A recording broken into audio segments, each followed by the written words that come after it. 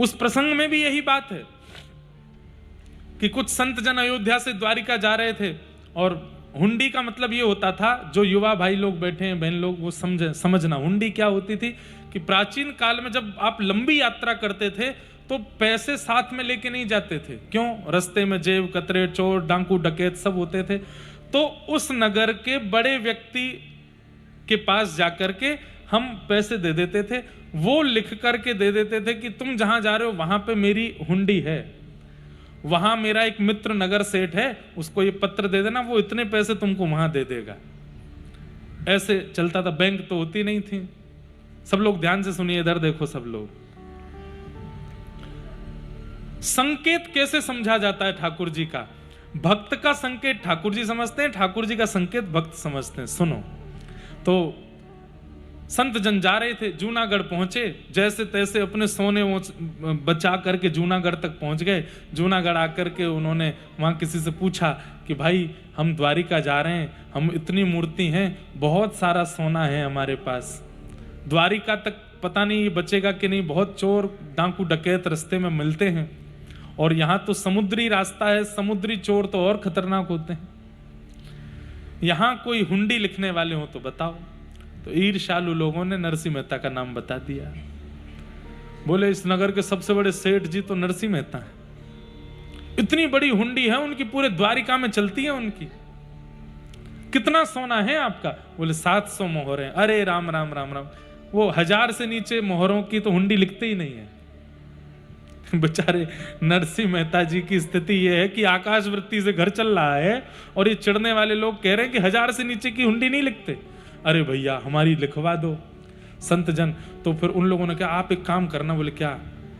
जाते ही चरणों में गिर जाना और कहना भैया 700 ही हैं, 1000 नहीं है, लिख दो, हमें पता। वो मना करेंगे, वो ये तक कह देंगे मैं तो कंगाल हूं, आप फिर भी उनके चरण मत छोड़ना। वो आपके सामने रोने लगेंगे, बिलकने लगेंगे, कहने लगेंगे कि द्वारिका में मेरा कोई नहीं, लेकिन फिर भी आप उनको मत छोड़ना, लिखवा ही देना। मंतव्य ये था कि 700 सोने की मोहरियां नरसिंह मेहता को दे के जब वो लोग द्वारिका जाएंगे, वहां कोई नहीं मिलेगा, तो लौट के आके इतने सारे संत नरसिंह मेहता को मारेंगे। हम लोग नरसिंह का अपमान करते हैं, उसका विरोध करते हैं, उससे बड़ा फर्क नहीं पड़ता। संत विरोध करेंगे तो बड़ा फर्क पड़ेगा।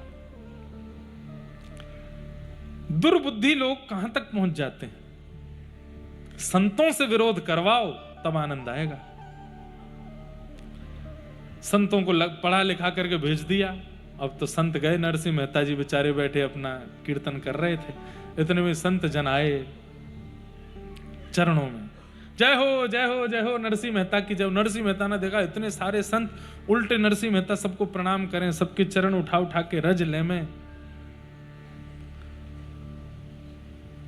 नंद नंदन के प्यारे आए मेरे। घर पे कोई संत आवे, कोई वैष्णव आवे, परमानंद दास जी का ये पद गाया करो।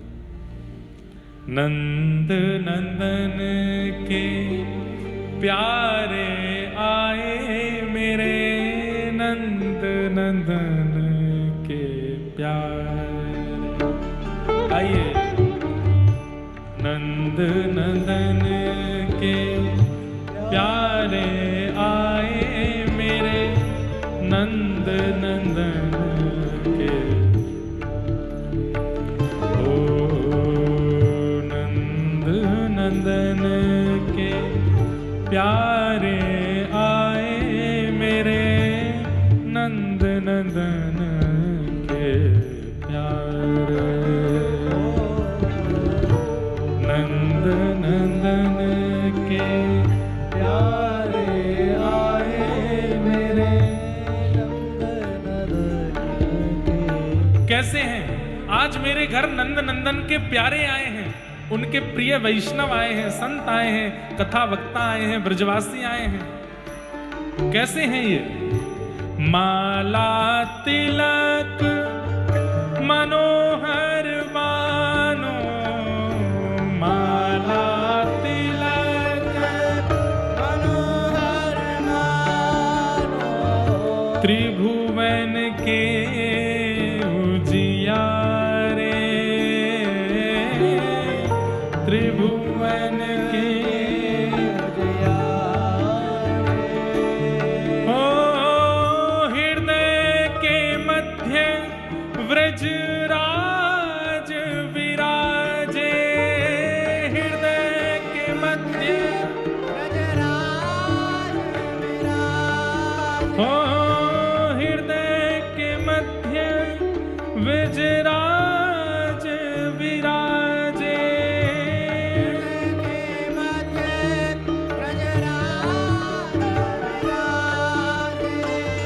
प्रेम सहित दर्शावे,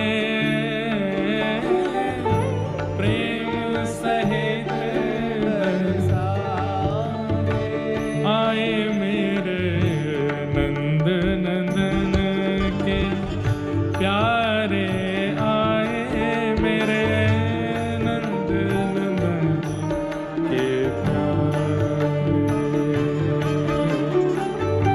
नंद नंदन के प्यारे। इनसे ज्यादा दुल्लर तिल्लर हो इनके चरणों में। अब तो नरसिंह मेहता पहली बार देख रहे हैं, वो जितना प्रणाम करें संत उनसे ज्यादा प्रणाम कर रहे हैं।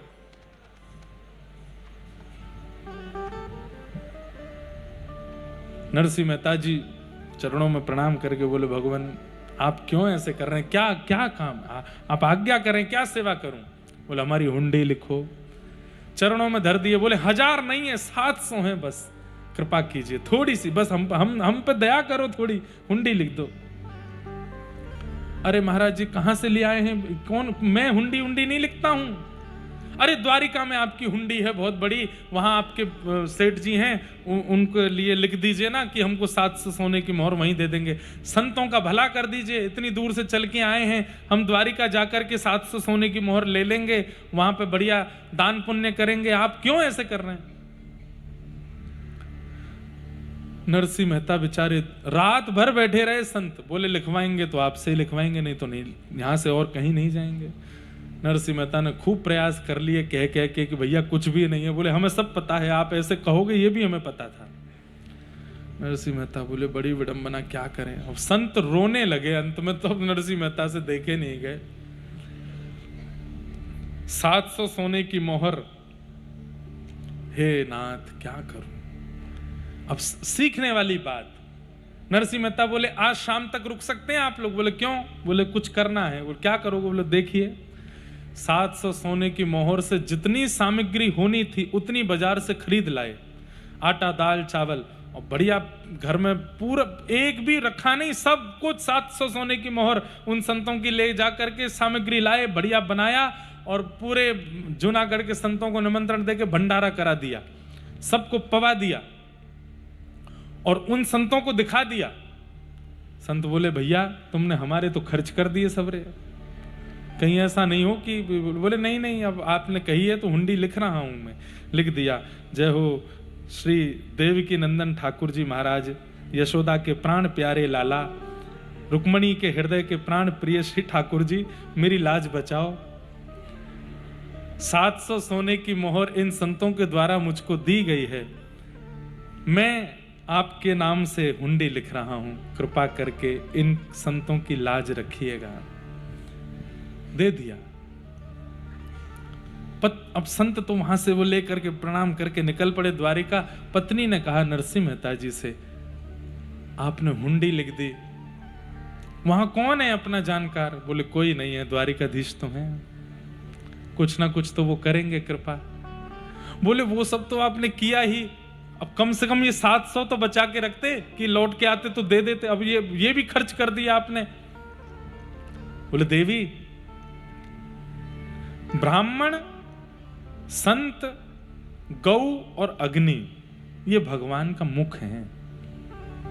कौन कौन। ब्राह्मण, संत, गौ और अग्नि, इन चारों को जो अर्पित किया जाता है वो ठाकुर जी पे पहुंच जाता है। मैंने 700 सोने की मोहरों से सामग्री बनवा के संतों को पवा दी है, अब द्वारिकाधीश के पास पहुंच गए होंगे, अब वो देख लेंगे क्या करना है, ठाकुर जी पे पहुंच गए होंगे। कैसी सुंदर योजना। यहां संत जन द्वारिका पहुंचे, द्वारिका जाकर के बाजार में ढूंढे, यहां ढूंढे, भैया कहां हैं नरसिंह मेहता के सेठ जी और नरसिंह मेहता का नाम ही पहली बार सुन रहे थे लोग, कौन नरसिंह मेहता, हम तो नहीं जानते। बोले अरे कोई ने ठग लिया। अब तो महाराज हार करके रोने लगे गोमती तट पर जाकर के संत जी, हम तो लूट गए भैया, अब कहां जाएंगे, क्या करेंगे। क्यों लुट गए? बोले क्यों, वापस जाके भी क्या मिलने वाला, उसने तो सब खर्च कर ही दिया था हमारे सामने, संतों को खवा ही दिया था। बड़ा चतुर है। हम संत सेवा द्वारिका में आके करते, उसने हमारे सामने ही संत सेवा कर दी। अब हम जाएंगे तो कह देगा कि आपने जो दिया मैंने तो खवा दिया, आपके सामने ही खवाया, आपने देखा था। जब रोने लगे द्वारिकाधीश, सुंदर सिर पर फेंटा बांध करके, हाथ में एक बेंत लेकर के, पटका डाल करके, और महाराज अर्धरात्रि का समय, पूरी द्वारिका सो रही है और ठाकुर जी सेठ साहूकार का रूप धारण करके सांवरिया सेठ बन करके प्रकट हो गए। बोलो सांवरिया सेठ की। ठाकुर जी आए, अरे हमारे स्वामी जी श्री नरसिंह मेहता की हुंडी लेकर के कोई आए हैं क्या? जैसे ही कहते कहते आए, आहा, जैसे ही आकर के कहा संत जनों ने नरसिंह मेहता का नाम, अरे हम हैं, हमारी हुंडी। अरे अच्छा लाओ दिखाइए। जैसे ही पढ़ा पत्र पर देख करके ठाकुर जी के नेत्र सजल हो गए। बोले चलिए, जाकर के 700 सोने की मोहर, बोले ये तो आपकी हुंडी के जो हैं वो, अब इसके अलावा, बोले आप सब लोग बैठिए, प्रसाद पाइए। चरण धोए, ठाकुर जी ने सबको दक्षिणा दी। रुक्मणी जी भी सेठानी बन करके आई हैं, सबके गले में एक एक सोने के हार पहनाए, सबको दक्षिणा आदि दी। बोले आप लोग इतना स्वागत सत्कार क्यों कर रहे हैं हमारा, हमने तो बहुत जगह हुंडी लिखवाई, इतना स्वागत तो सेठ जी नहीं करते। बोले महाराज आज हमारा घर परिवार सब कुछ नरसिंह मेहता जी की कृपा से चल रहा है, उन्हीं की कृपा है हम पर। आइए दिखाता हूं। भीतर लेकर के गए तो महाराज खूब सारी चौकियां, और उस चौकियों पे महाराज लेख करने वाले लोग बैठे थे, बड़े बड़े।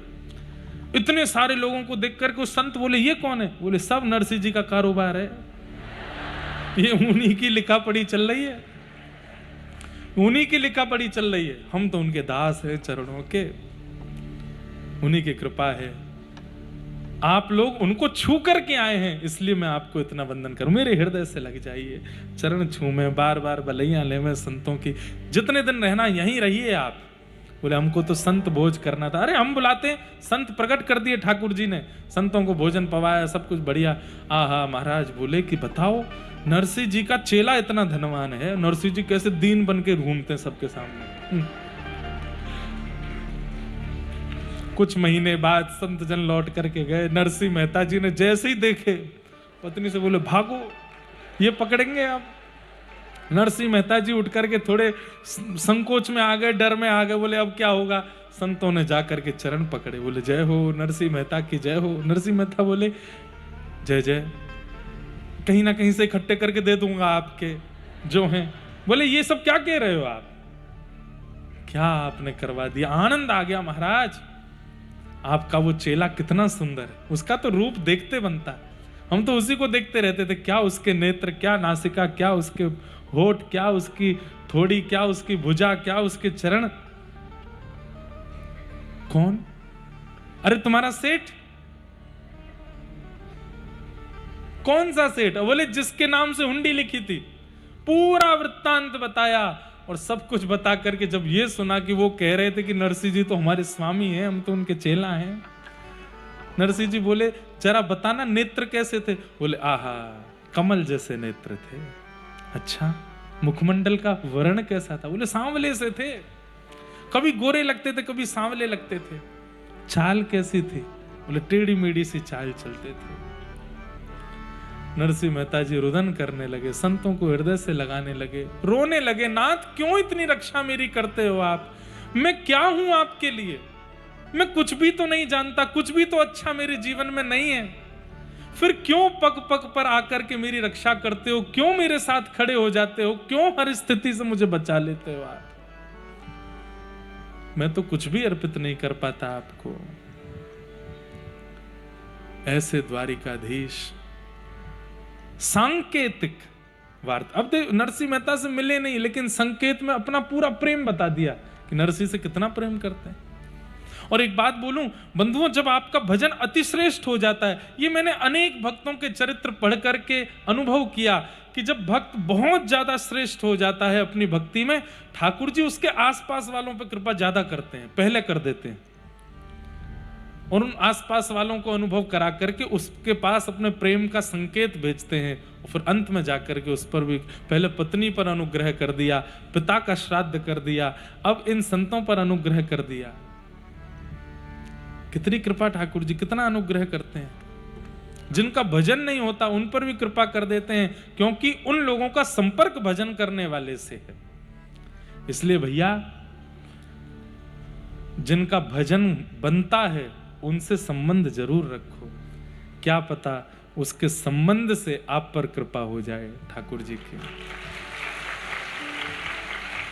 कुछ नहीं तो उसका नंबर ही रख लो अपने फोन में, फोन नंबर नहीं है तो उसका फोटो ही रख लो अपने